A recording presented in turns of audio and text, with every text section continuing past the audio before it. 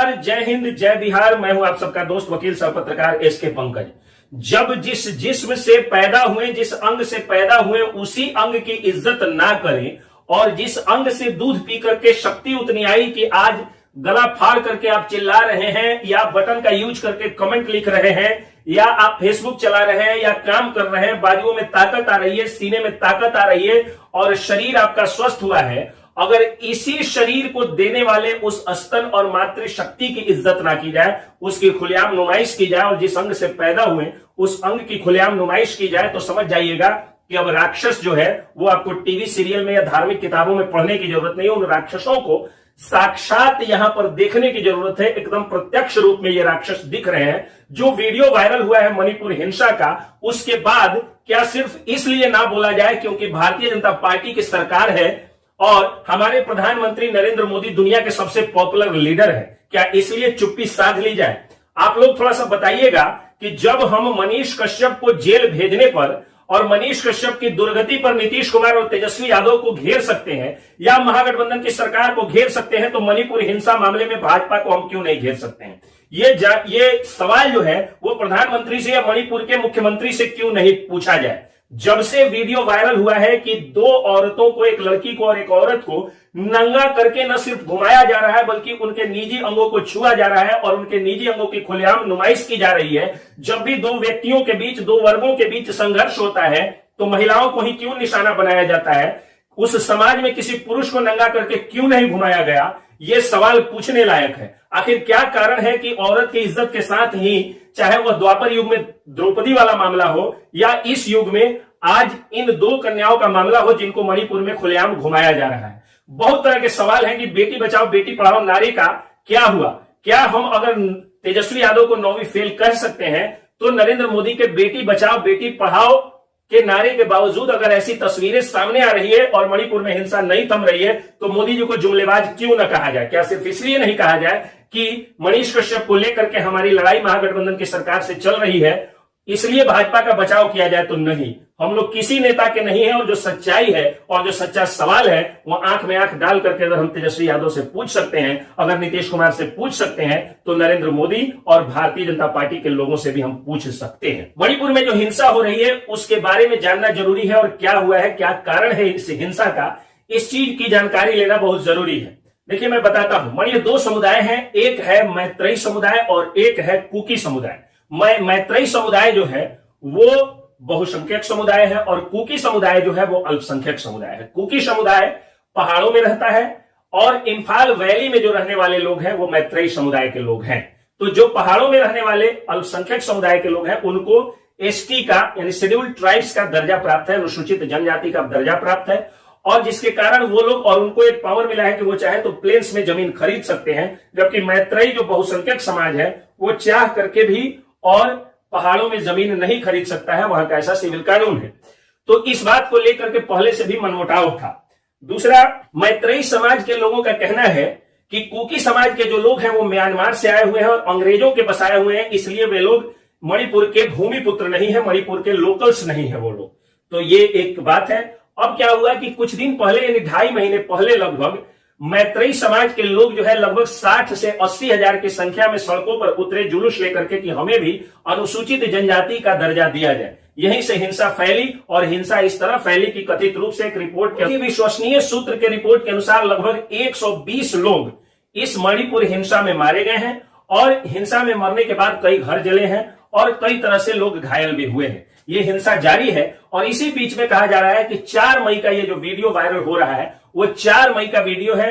4 मई को थमोल जिला के एक कुकी गांव में हथियारबंद 800 से 1000 मर्दों का ग्रुप जाता है और गांव के लोगों को मारने काटने के लिए उतारू रहता है, मारते काटते आगे बढ़ता है। पूरे गांव के लोग भाग छोड़ करके और जंगल में भाग जाते हैं, घर गांव छोड़ करके जंगल में भाग जाते हैं। सिर्फ 5 लोग रहते हैं और उन 5 लोगों में 3 महिलाएं होती हैं, 2 पुरुष होते हैं। वो जो 2 पुरुष होते हैं वो उस महिला के भाई होते हैं जिस लड़की के यानी वो 20 वर्षीय जो सबसे छोटी लड़की है उसके लोग भाई और बाप होते हैं, 2 पुरुष, और अपनी बहन की इज्जत बचाने के लिए वो लोग आगे बढ़ते हैं। हालांकि सबसे पहले पुलिस उन 5 लोगों को पहुंच करके बचाती है, लेकिन पुलिस की क्या औकात थी इस उग्र भीड़ के सामने।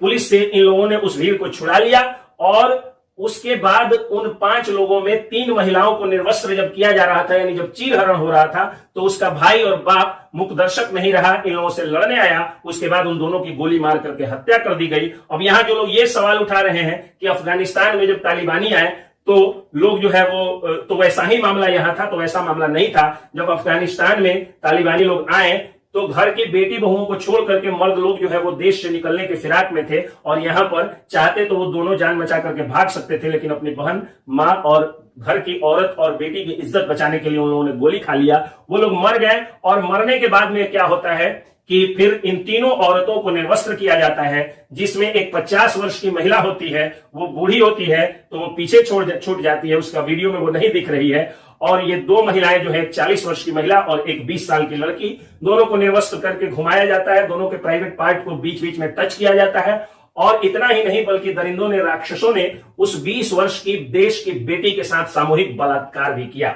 तो कई लोग मौत के घाट उतारे गए और लड़कियों का और एक किसी की बेटी का बलात्कार किया गया। तो इस पर न सिर्फ प्रधानमंत्री ने सख्त लहजे में टिप्पणी की, बल्कि सुप्रीम कोर्ट ने भी सख्त से सख्त टिप्पणी की और कहा कि दोषियों को सजा मिलनी चाहिए। 4 मई का यह वीडियो बताया जा रहा है, और जो मेन एक्यूज है इस केस का, जो मुख्य अभियुक्त है, उसको कल यानी 20 जुलाई को उसको गिरफ्तार किया गया, और गिरफ्तार करके और उनको भेज दिया गया। उसके बाद बलात्कार और चीरहरण के बाद इन तीनों महिलाओं ने, ये तीनों महिलाएं जो थी वो कामकोकनी जिला जो नजदीक का है वहां भाग कर गई, और वहां पर जाकर के इन लोगों ने FIR दर्ज कराया।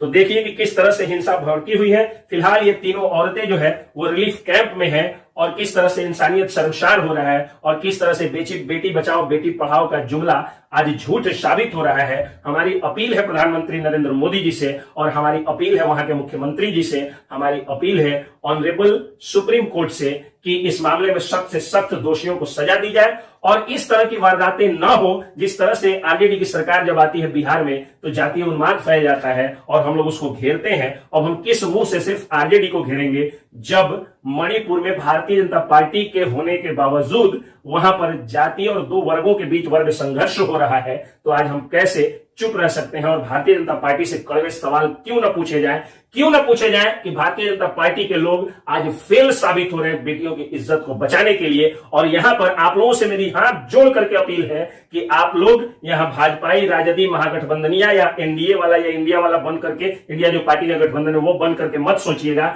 यहां एक बाप, एक भाई, एक पति और एक पुरुष, वो पुरुष जो महिलाओं का रक्षक होता है और महिलाओं के दूध से ही उसको शक्ति मिलती है और महिला के गर्भ से ही वह जो है वो जन्म लेता है, वो पुरुष बन के सोचिएगा और कमेंट में जम करके लताड़िएगा उन सभी जिम्मेदार लोगों को जो बेटियों की इज्जत बचाने में आज फेल साबित हो रहे हैं। और ज्यादा से ज्यादा इस वीडियो को शेयर कर दीजिएगा ताकि ज्यादा से ज्यादा लोग जाने कि हम न राजद के हैं, न कांग्रेस के हैं, न भाजपा के हैं, न एनडीए के हैं, न महागठबंधन के हैं। हम हैं तो सिर्फ और सिर्फ यहाँ के बेटियों के बाप हैं, यहाँ के बहनों के भाई हैं, यहाँ के माताओं के बेटा हैं। और हमारा रूप जो है वो महिलाओं का रक्षक रूप है। और हमारे बाजुओं में जो महिलाओं के दूध से ताकत मिली है, उस बाजुओं की ताकत केवल महिलाओं की रक्षा के लिए, हमारे कलम की स्याही सिर्फ महिलाओं के पक्ष में और हमारे गले की आवाज सिर्फ मां बहनों और बेटियों की रक्षा के लिए निकलेगी।